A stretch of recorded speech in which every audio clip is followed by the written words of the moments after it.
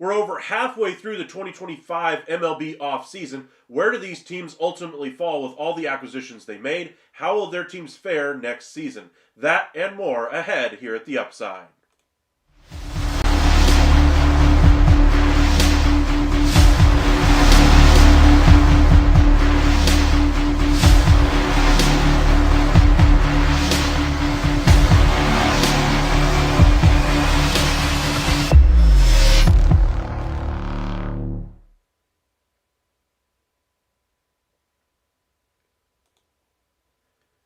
And welcome into the MLB Hot Stove Daily. My name is Michael. Appreciate you guys joining us here at the Upside Sports Network. If you want to hit that like and subscribe and join us here at the Upside, we'll be live for you guys every single night as we break down all the latest from MLB's Hot Stove and throughout the regular season as well. Follow us on X at UpsideSN and on Facebook, Upside Sports Network. Welcome in Holly, Caleb, Anthony, Cowboys Nation, Sergeant, and Jonathan. Appreciate all you guys joining us late on a Thursday evening. Hopefully you guys are staying safe out there, staying away from the wildfires, staying warm anyway if you're in the south.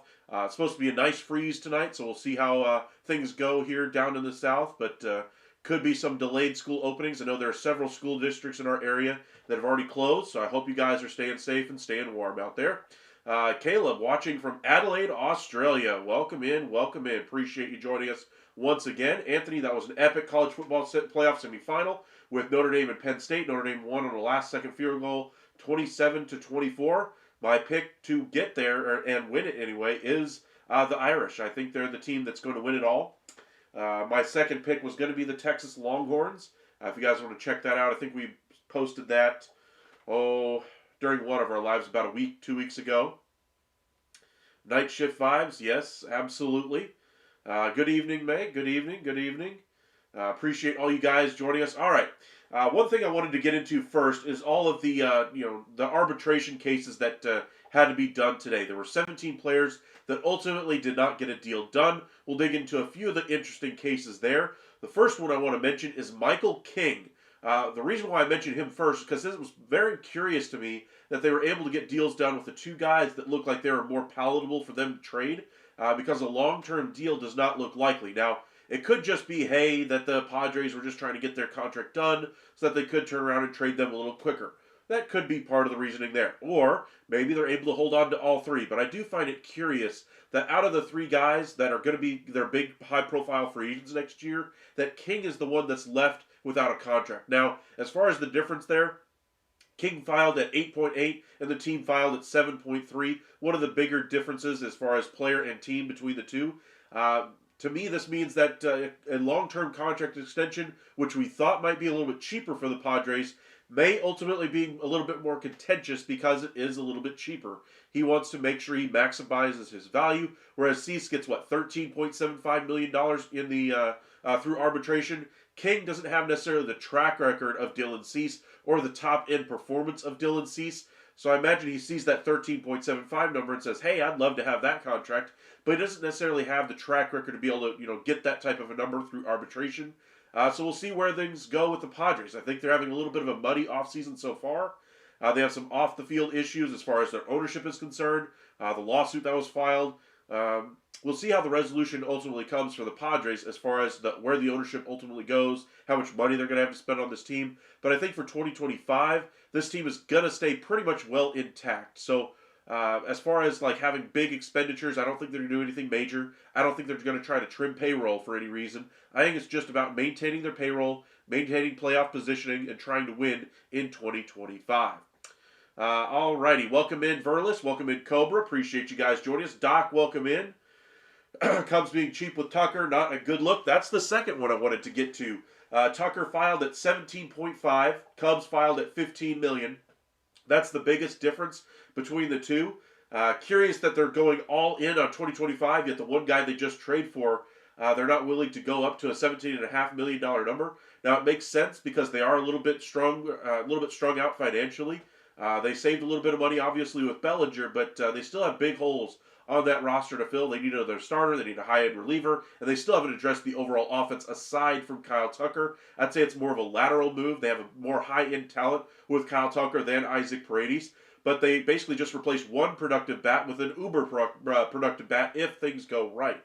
Now, the rest of that lineup, I think, still needs a little bit of work, so we'll see where they go to improve that Cubs roster. But that was one I found a little bit interesting to see, where the Cubs ultimately, spend their money this offseason. Because if that arbitration case goes against them, and Kyle Tucker has to sit there and hear all the negative things the Cubs have to say about him, why he's worth 15, not 17.5, we could have another situation like we saw with Corbin Burnes with the Milwaukee Brewers. If you guys are unfamiliar with that one, Burnes and the Brewers went to an arbitration hearing. Burnes sat in during that hearing and got to hear all the negative things that the team had to say about him. Left a very sour taste in his mouth, and ultimately led to him saying, "There's no way I'm sticking around in free agency." He was gonna look elsewhere for a new team. Ultimately, the Brewers decided to trade him before they lose him for nothing. Good for them to be able to get that decision done and make the best of what they could. But you can see how arbitration cases can really shake things up for big time players and for the Cubs that are looking to sign him long term after this season. If things go poorly with this arbitration case, they might be dead on arrival. So we'll see what happens. King to Camden, I'm not sure that would happen. I think more likely it's still Dylan Cease as far as the preferred option there. But at least you know the number as far as what Dylan Cease is going to make. Whereas Michael King, while it's making a little bit less, might be a little bit more palatable financially. I think you still need the high-end performance of Dylan Cease rather than Michael King. Anthony, Michael, what would be the closest thing in other sports in North America to the arbitration that you see baseball teams do with players after their first 3 or 5 years? Good question. Probably the RFAs that you see in hockey or in basketball, the restricted free agency. I think those would probably be the closest. Hockey being a little bit closer, just because you have a lot of guys that really fill out that, the short-term bridge type of contract is what they call it in hockey, where you sign for a 2 or 3 year deal at kind of a proving ground contract. Sure, you had a great rookie season and a campaign after that, but show us the longevity. Show us the ability that you can repeat those results over and over and over again before we give you the uber dollars of your big contract. So that'd be the most comparable, I would say there. Doc, Cubs stand out as the biggest miss of the day. I would say so. Padres are there as well. King was a problem with the Padres. Was a problem with the Padres. Has a problem maybe as far as the contract, but I'm not sure he was a problem. I think he helped stabilize that rotation quite a bit last year. You mean pitching or in the clubhouse? As a Padres fan, I think the team will be sold. You think so, huh? I'm not sure. I think it's still too early to really tell. Caleb, hi Michael. Just wondering if you were able to construct a trade for Vladdy to the Mets for Marte, Beatty, Acuna, and a pitching prospect. See if it accepts it. First, I wouldn't do it because you're including Acuna. The other pieces in the trade, no problem. But I'm not giving up Acuna to bring in 1 year of Vlad Guerrero Jr., even though he may leave in free agency. Maybe I get an extension done, but Acuna would immediately be a no-go for me. But we'll go ahead and do that trade here for you in just a moment. Hayes, my thoughts exactly on Tucker, but they need to make him happy. A one-year rental wouldn't be worth the prospects they gave up. Absolutely. That's kind of what I was saying about the trade for Kyle Tucker from the beginning with the Cubs, or for the Yankees if they had been able to get it done, is that if they don't get him signed long term, they gave up now Houston's number one prospect in Cam Smith. They gave up a great trade deadline acquisition that they just got a few months ago, a long-term solution at third base and as Isaac Paredes, and a pitching prospect to go along with it. And now you're looking at what? A rebuild, retool process after 25 if things don't work out for the Cubs. A changing the guard as far as the front office as well. Craig Counsell was brought in to kind of steady the ship and get them over the hump. And year one did not go well for the Cubs at all. If year two goes poorly as well, he might ultimately be sacked as well. Let's see here. NHL for sure. What is Dylan's number come in at per? Dylan sees he came in at 13.75. Luis Arraez came in at $14 million. Cobra, I wouldn't mind Jeff Bezos as the owner. The deep pockets, absolutely. Cruise Control, welcome back. Welcome back. Hi, Michael. Polanco to the Yankees or DeYoung to fill the infield. I saw Jack Curry on Hot Stove going for the cheap option. Well, that's where they're at right now. So we will see. I think the Yankees are going to go a little bit cheaper at third base, second base. I think DeYoung is the one they're targeting. I would much rather have Paul DeYoung than Jorge Polanco. I think Polanco is a great fill-in if you have an injury at third base for a period of time. That way you have at least steady production there defensively and in the offense. But I think Paul DeYoung has a little bit more upside than Polanco at this point in his career. Let's see here. I would have loved Rise Cashman nuts on luxury tax. I mean, they don't really have a lot of money to really be able to spend and stay beneath the tax threshold. That's what they're really worried about right now. Unless they move off of Stroman, like the trade we mentioned yesterday, it's really not going to happen. Let's see here. Thanks, Holly. Alrighty. Anthony, can you see a guy like Jeff Bezos trying to buy a franchise like the Marlins, or no matter how rich the owner is, it's because it's a small market, it hinders how much the owner can actually spend? I'll put it this way.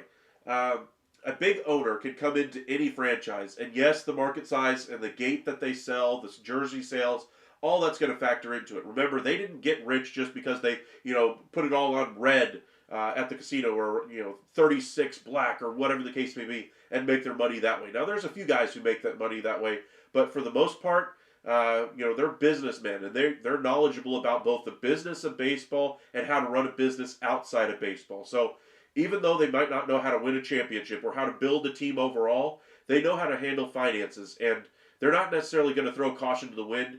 Now, as far as the comment that you have there, a small market team like the Marlins that you referenced there, with a big budget type of owner that could come in and really spend.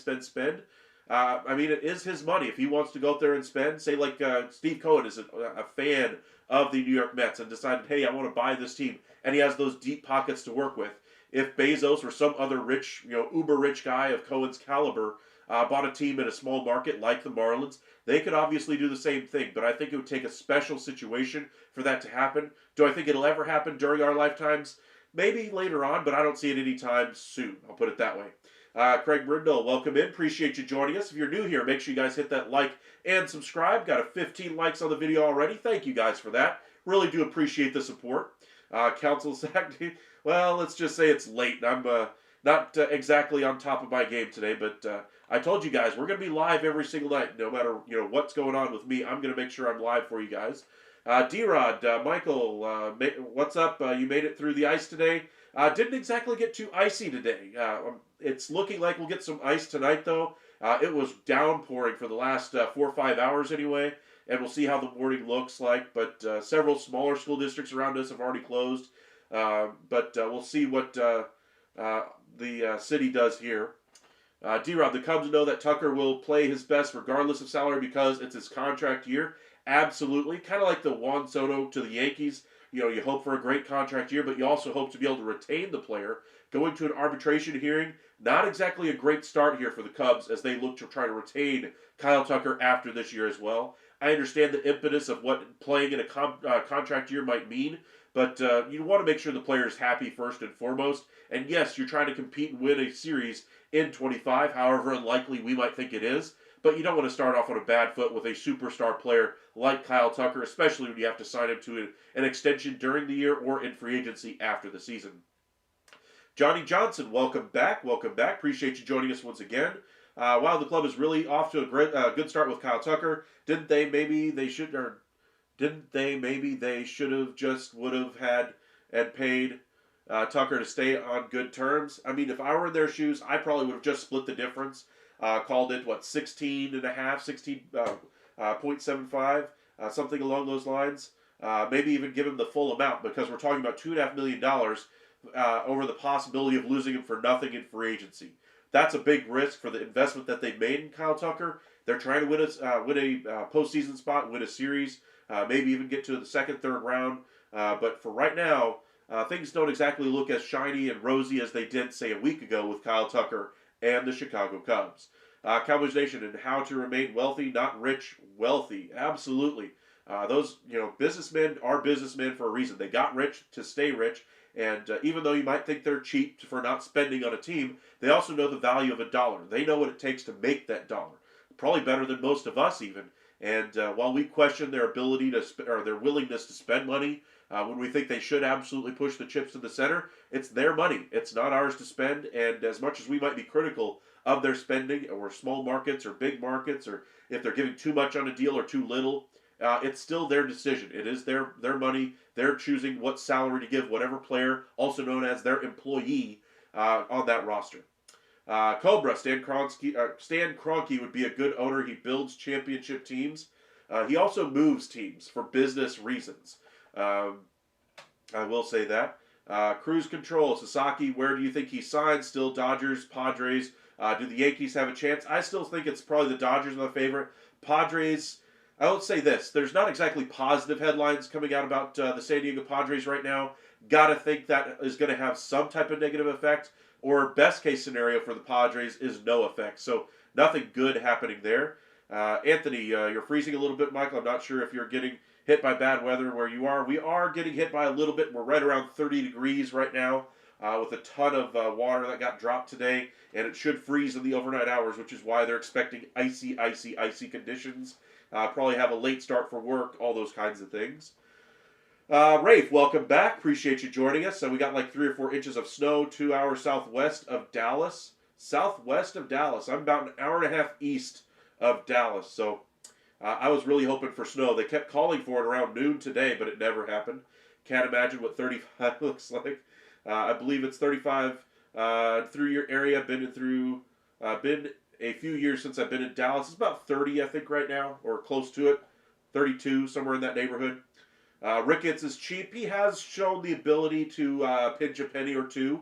We saw that with the last contending team for the Cubs with Schwarber, Bryant, Baez, that group of guys. Ultimately, they decided to dismantle that team before they had to pay him. Hank, I live a block away but need a ride home because it's 30 degrees. Okay. D-Rod, Ricketts just spent $500 million to renovate Wrigley and surrounding area. That's not cheap.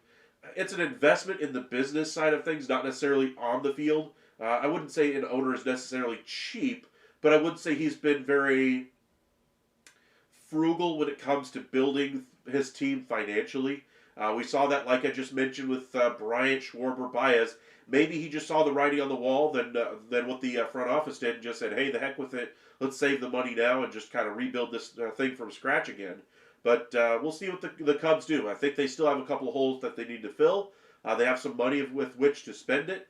If I'm not mistaken, Ricketts also has an interest in English Premier League as well. If I can't remember, I'm trying to remember. I want to say it's him and the Red Sox owners that have interest in English Premier League soccer. I think both of those two owners have interest in soccer as well. If your coworker shows up, we don't do cold here. True. Top 5 catchers for you today, 1 through 5. Top 5 catchers, Adley Rutschman's in that top 5. Real Muto could still be in that group. Cal Raleigh could make an appearance. Let me pull up the catchers. Just trying to think of who's a catcher still in the league at this point.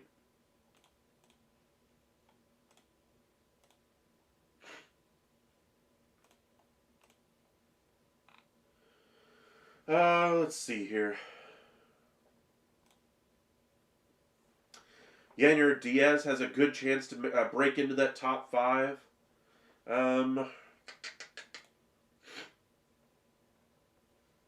I'd say Rutschman, Raleigh is in that top 5. Real Muto, when healthy, is in that top 5. Will Smith, when his bat is right, is in that top 5. That's what, 4. I'll put Diaz in that top 5 as well.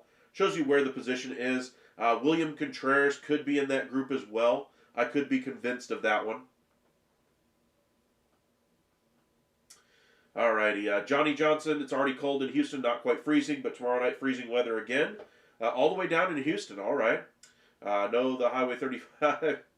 Let's see, Jordan Luplo, hey, did you see the new Vlad report by Hector Gomez? He's been reliable for years on Vlad News. I did not, Jordan. I'll check that one out, though. Is it in his Twitter? Complaining about 30-degree weather, y'all be alright. That's a warm winter's day to me. I'm sure we'll be fine, but Texas doesn't exactly do cold very well. I'll say the bigger cities can handle it a little bit better because they can ice or they can salt the roads, that kind of thing. But I wonder with all the water that we've had, if that just washes it right off, and then the roads will actually freeze up. So that's the only worry there. There's not really the infrastructure to be able to handle colder temperatures down here, whereas up north there's a lot more infrastructure to be able to handle it. Let's see here. Jonathan Wilson Contreras, top 5 catchers. I think he's borderline top 5. I think Will Smith, when he's not right, I think he probably takes his spot. But when Will Smith is playing like Will Smith, like we expect him to be for the Dodgers, I'd probably put Contreras as 6.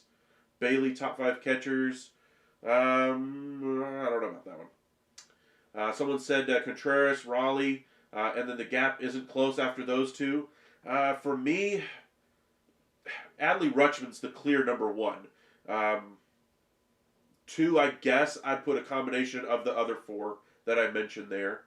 I was baffled to say least. Okay, Bonito. All right. Appreciate you guys joining us. Let me go ahead and pull up the screen for us and kind of get into some of the headlines I wanted to touch on today.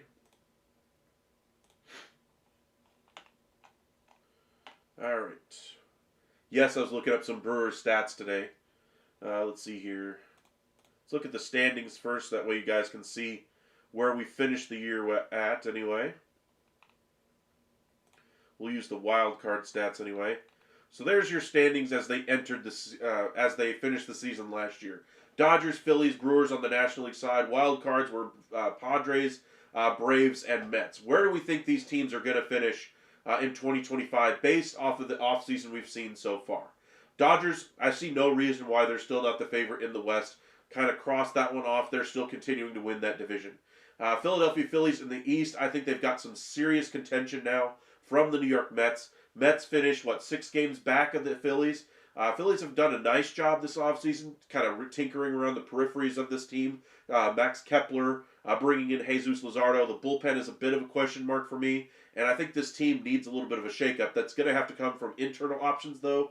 We were expecting a big trade from this team, maybe an Alec Boehm. That didn't happen. Trey Turner's going to have to be better, though. But I think the Mets have done enough to overtake them. Once they get Pete Alonso done, I think they will for sure win the division. So stock up for the Mets, stock down for the Phillies. And in the Central, I still like where the Brewers are at. Sure, they lose their closer, Devin Williams, but instead they bring in a starting pitcher. They've done a nice job kind of tinkering with that rotation, but that rotation still is going to need help. We kind of posted a trade the other day with the Texas Rangers trying to offload the salary of John Gray. And getting a couple of prospects, young prospects, out of the Brewers organization in exchange for Josh Smith and John Gray. I think that'd be the type of trade that could really help out a team like the Brewers. They might be a perfect fit for John Gray if the Rangers decide to offload his salary as they try to retain a Kirby Yates in free agency. I was looking at where the Rangers are at for luxury tax payment right now. Right now they're at $234 million according to Roster Resource. That tells us we have about $6 to $7 million if you're a Rangers fan for them to be able to bring in a top-end closer. Does that sound like enough for Kirby Yates? I would say no. I know a lot of Rangers fans are posting in all the comments out there. They're getting cash considerations for Owen White. They're getting cash considerations for Sam Huff. Slow down. The cash considerations are not they're not helping you avoid luxury tax payments. So we'll see. But I think the Rangers would be wise to offload John Gray's money to be able to bring in a high-end relief option. Now, the other thing is if you trade John Gray, you're going to have to replace those innings in that rotation.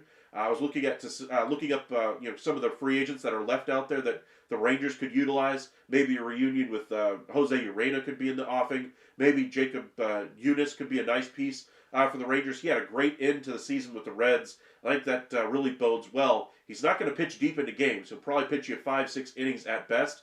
The deepest he got as far as pitch count last year was 73. I imagine during spring training you could stretch him out a little bit more, get him deeper into games. But the Rangers need some starting pitching if they offload John Gray, and I think Junis could be a great piece there. Try to catch up on a few of these comments here. No one ever says Santiago, but he's in my top 5. Okay.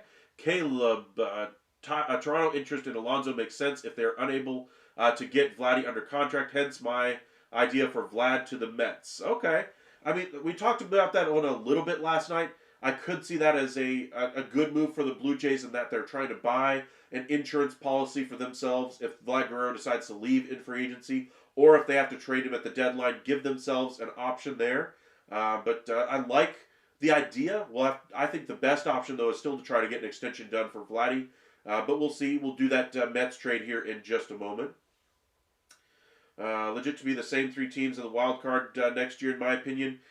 Same 3 teams. I think the Braves are going to be right there. I'd say the Diamondbacks are a little bit better than the Braves, at least on paper right now.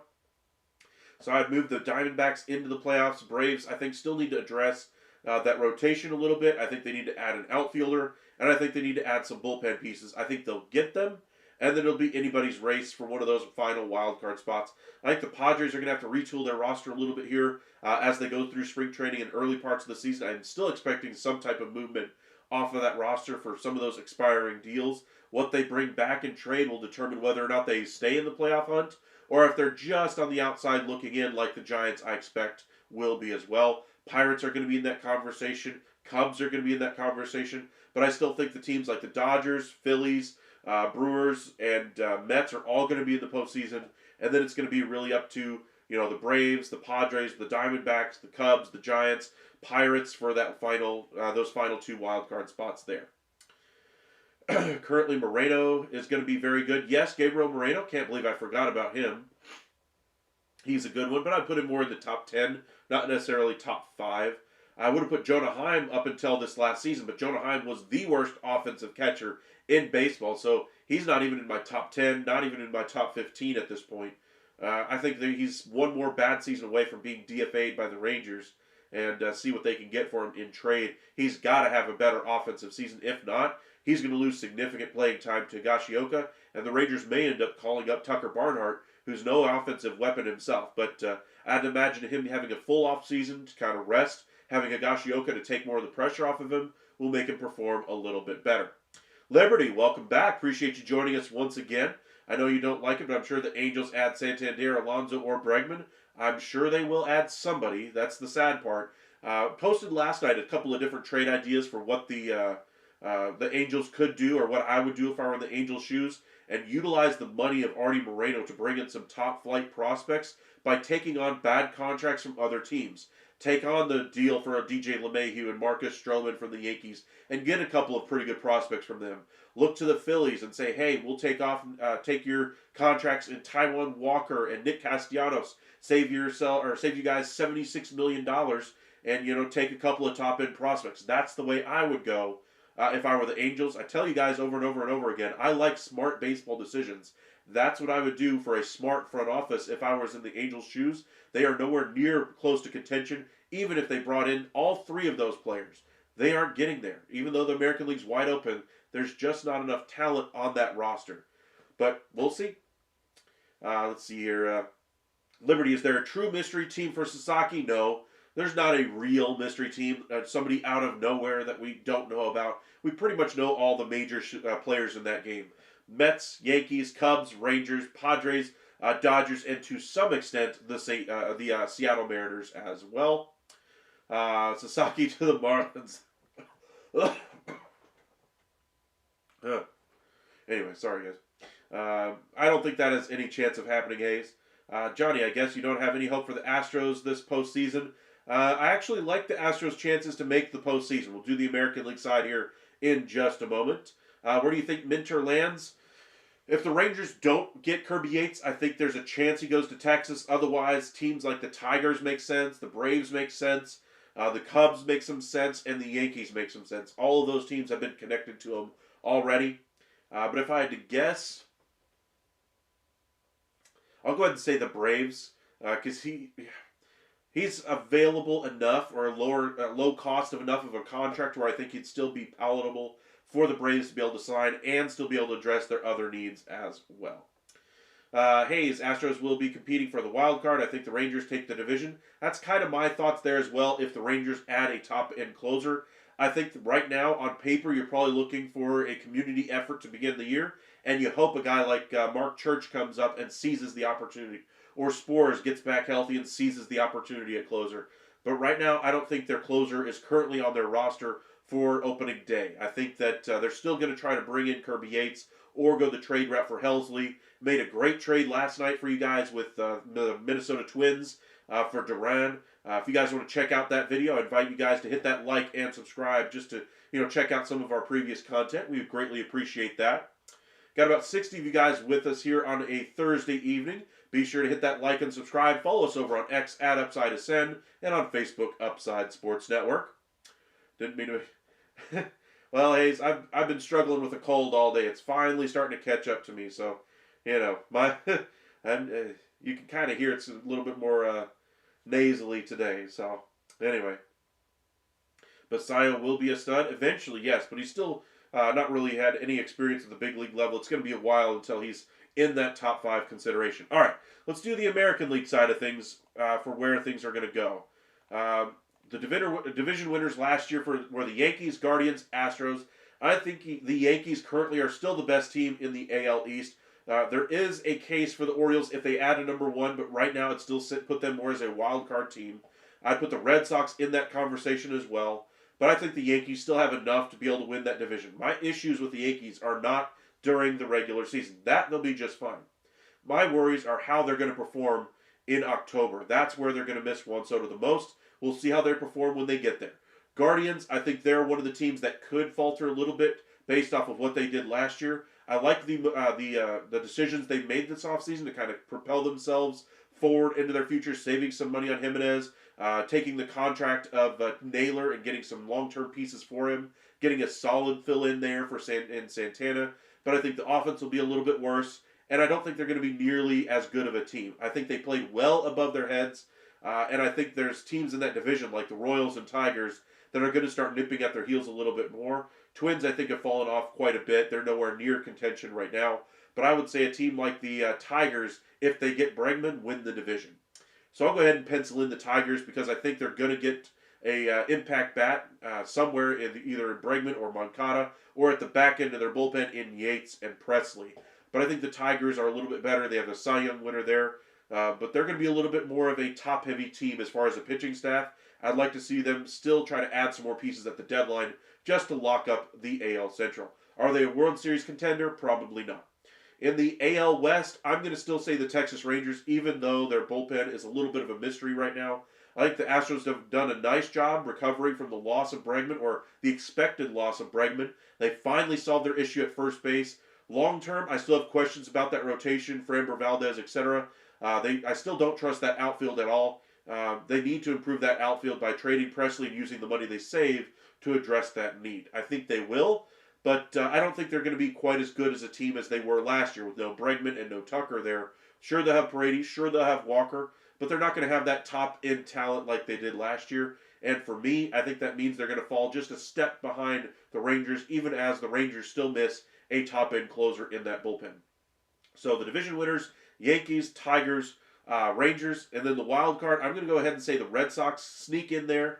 I like what they've done so far this offseason. I really think Roman Anthony's going to have a great rookie season. I'm going to say the Astros get another one of those wild card spots.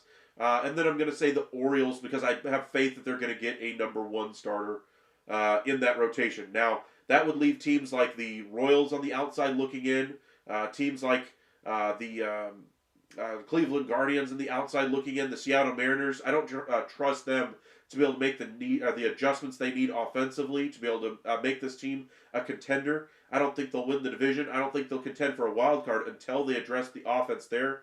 And could I be surprised? Absolutely. I'm still very thin on the Orioles and Tigers because they still have to make some moves. The Rangers still need to address the closer. Astros still need to address their outfield.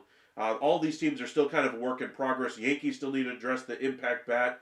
Guardians need to address their offense after the loss of Naylor. To me, I think they need to bring in somebody at the deadline, low-cost addition, to kind of improve their positions overall on the American League side of things.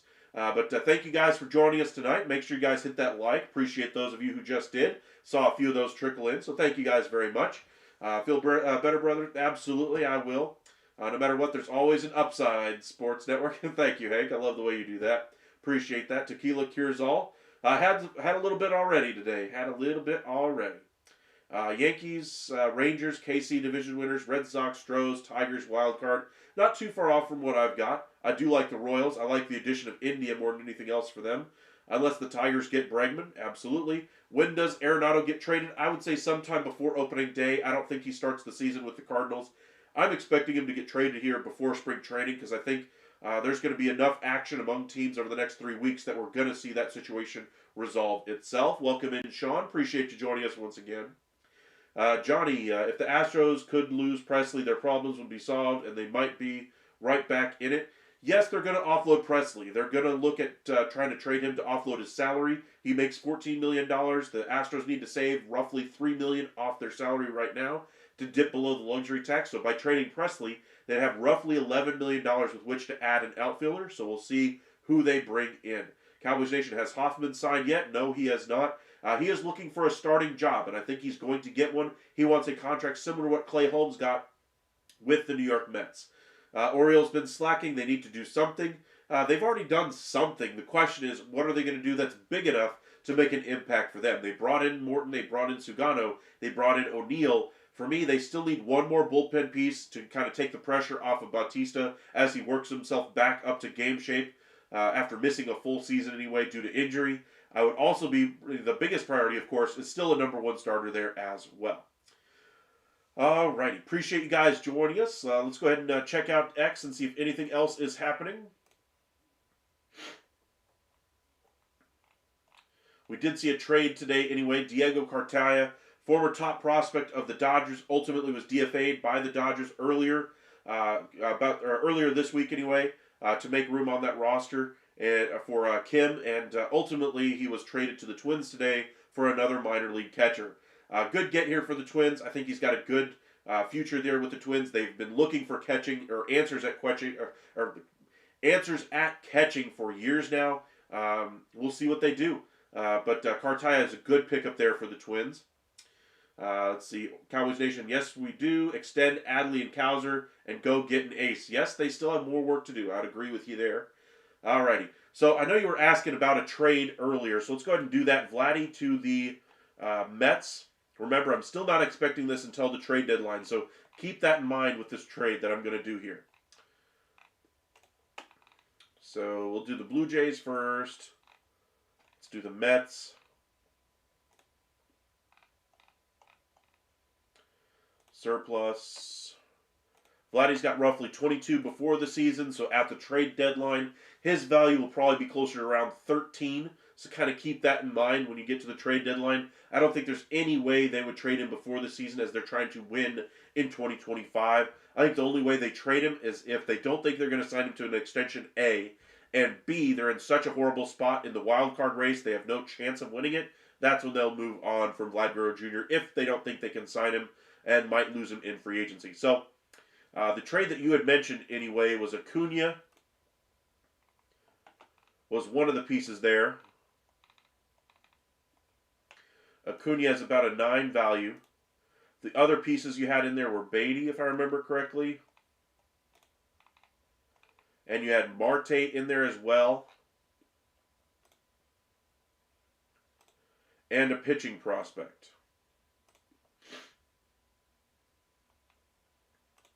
So let's do the pitching prospect next. just to kind of round out this trade and say it's Carson Baden. Something along those lines. Or we'll go even lower just to make it a little bit easier. Blake Tidwell. There we go. So first, I'm not including Luis Angel Acuna in this trade at all. I think he has a bright, bright future, and I want him on that Mets roster. Period. I'm not willing to trade him for Vlad Guerrero Jr. for 2 months of Vladdy, even if it means getting to a World Series. I think they have a good enough roster to already compete and get to that level without Vlad Guerrero Jr. I think this would be the icing on the cake for me. And so for that type of a move, I'm not willing to give up the future of Acuna for 2 months of Vlad Guerrero Jr. So that's item number one. Item number two, you'd probably have to include the salary of Marte to make it worth it. So let's look at the salary of Marte.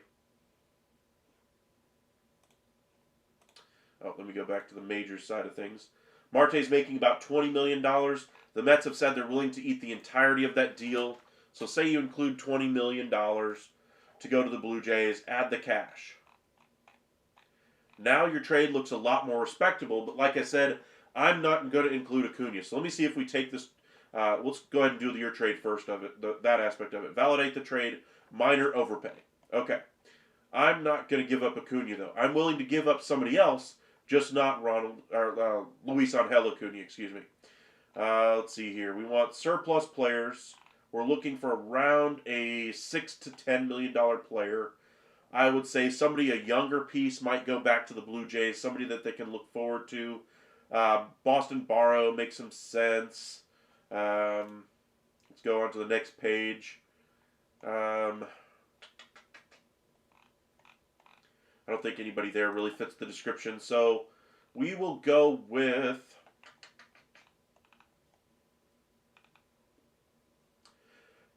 I like Clifford as a prospect for the Mets as well. Let's go with Barrow. Just because they have the money already tied up in Lindor. I think they could go in free agency if they need other middle infield types, that they don't need to rely on a prospect like that. And you already have a better one in Luis Angel Acuna and a couple other guys ahead of Barrow as well. So this trade I would rather make there. So I know you were looking to see what a trade would look like. I like this trade a little bit better. Let's validate the trade, fair trade, post it. That way you guys can check it out. Again, you're offsetting the salary of Marte more than anything else. You're using the financial might of Cohen to eat that $20 million anyway. Then Marte's basically a free player for you, making you a value of about 4 on the field, not a whole lot. Probably play a lot of DH more than anything else. You get a player to plug into your lineup there if you're the Blue Jays and Brett Beatty, and you get a couple of prospects with which to work with. So, not bad. Would I still expect this trade to happen before the season? Absolutely 100% not.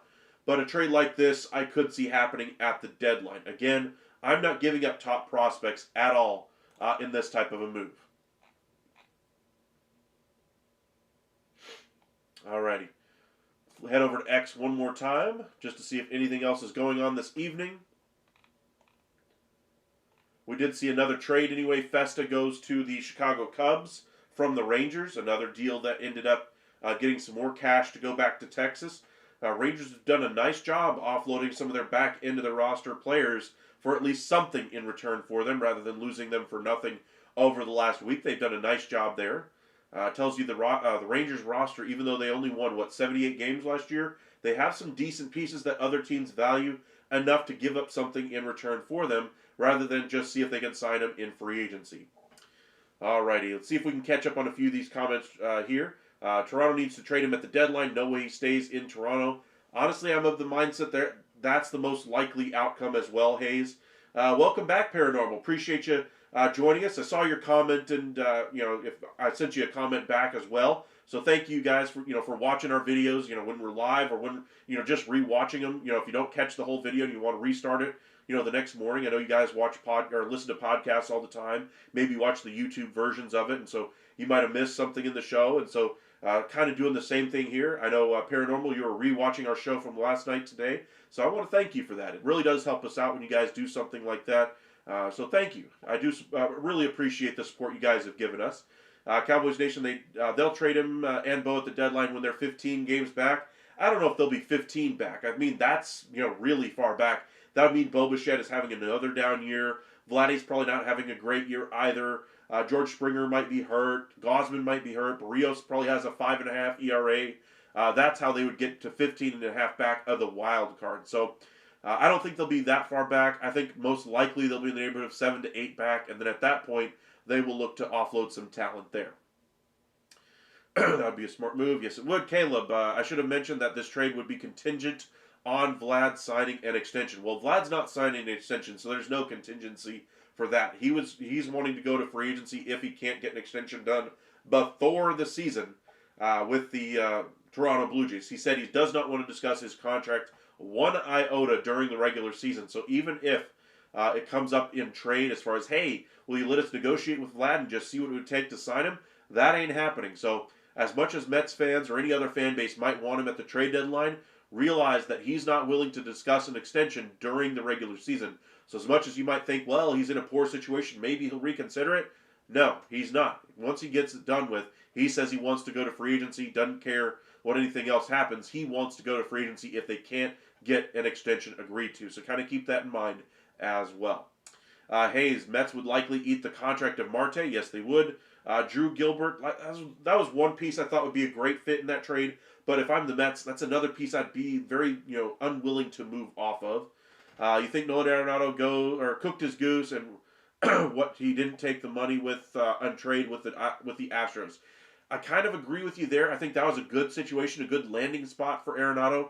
They, of course, move on, get the trade for Kyle Tucker, bring in Paredes, bring in Christian Walker. I think there was still a chance he could have come in there before spring training if they hadn't gotten a deal done with Walker, but now I don't think there's really a chance. The only way that would happen is if they move Paredes to, say, second base, or not second base, but to the outfield and left field, or we put Yordan in the outfield and put Paredes at DH.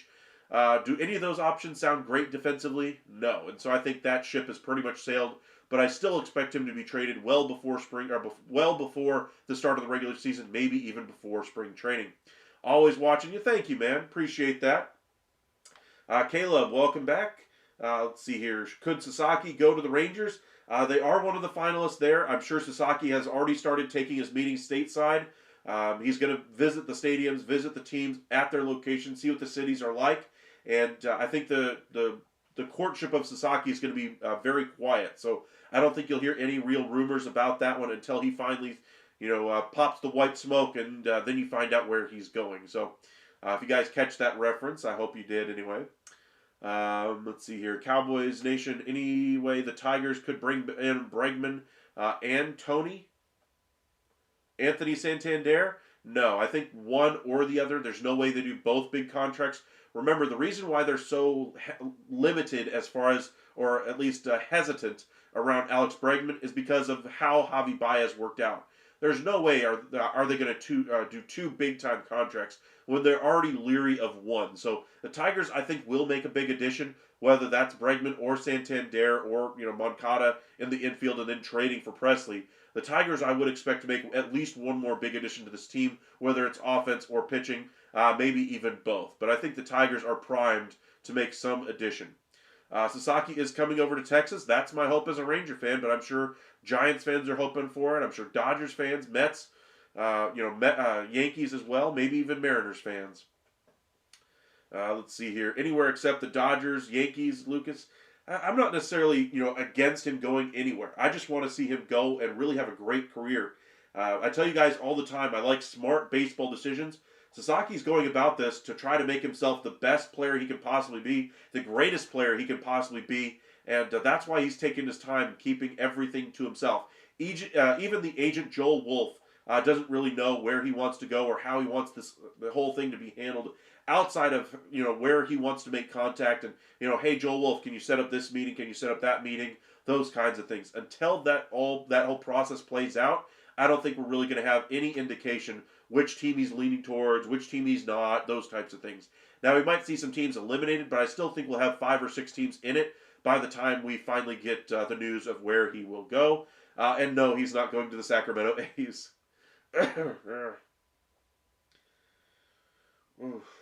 Anyway, that Betts contract is legendary for all the wrong reasons. Absolutely. We will manifest it. All right.